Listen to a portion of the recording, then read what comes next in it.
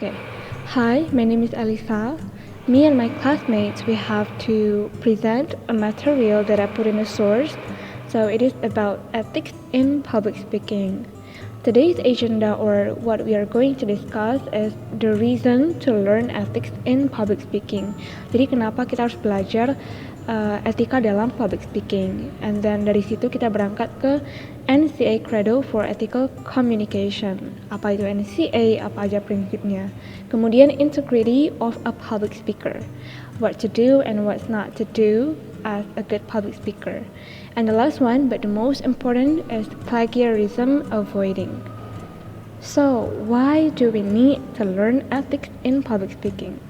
Ethical communication is fundamental to responsible thinking, decision making, and the development of relationships and communities. So, through this learning, lewat video ini, the aim atau sasarannya atau goalnya is to understand how to apply ethics to our public speaking. In 1999, National Communication Association, or NCA, adopted a credo for ethical communication. Buat yang masih belum paham, NCA credo-nya itu adalah a set of beliefs communication scholars have about the ethics of human communication. Jadi semacam satu paket prinsip yang diadopsi, yang didesain to inspire discussions of ethics related to every aspects of human communication.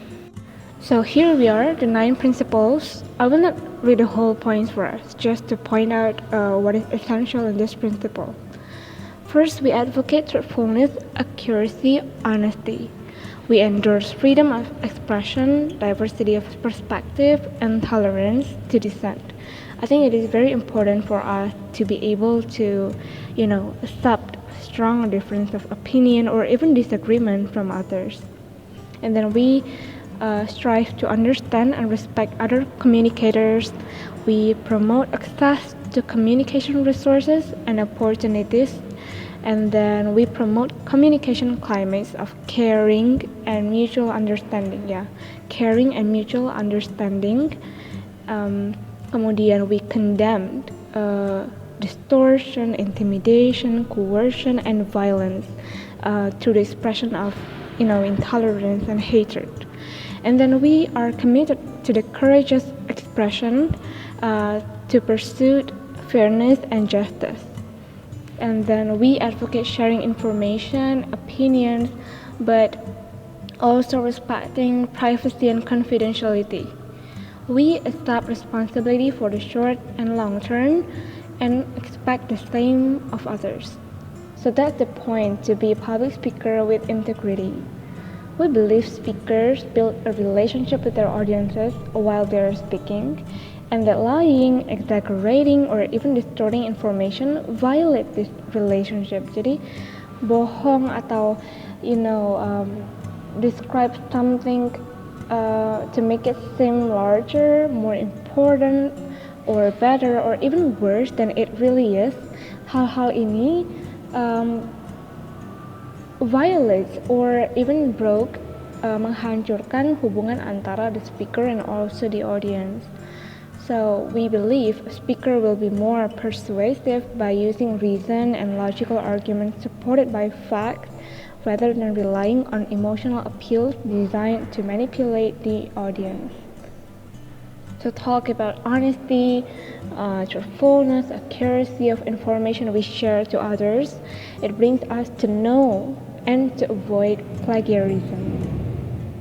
So plagiarize is to use another person's idea or a part of their work and pretend that it's our own.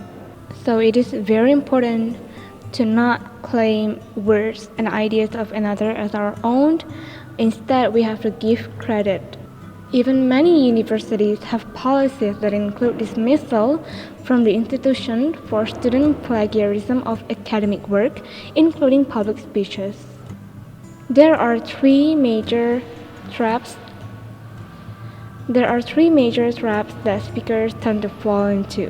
The first thing is failing to tell the audience the source of a direct quotation. So to avoid plagiarism, we always need to tell our audience when we are directly quoting information within a speech. And the second plagiarism trap public speakers fall into is paraphrasing what someone else said or wrote without giving credit to the speaker or author. So, for example, when we read something in a book or an article and we spontaneously talk about it in the middle of our speech, but we didn't tell our audience where we found that information, we are, unconsciously plagiarizing.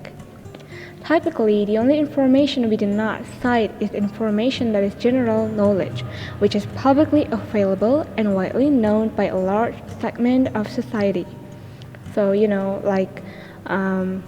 the capital of a nation information, it is publicly available and easily accessible. So assigning credit to that information is not useful or necessary. The third plagiarism trap that speakers fall into is reciting someone else's sources within a speech. This is also very dangerous. The best thing we can do is to read the original article and cite that information by ourselves. I know it is an extra work to trace the original source of a fact or statistic, but by doing it, we can avoid the plagiarism trap. Thank you for your time. I hope this video would help you in public speaking. Thanks.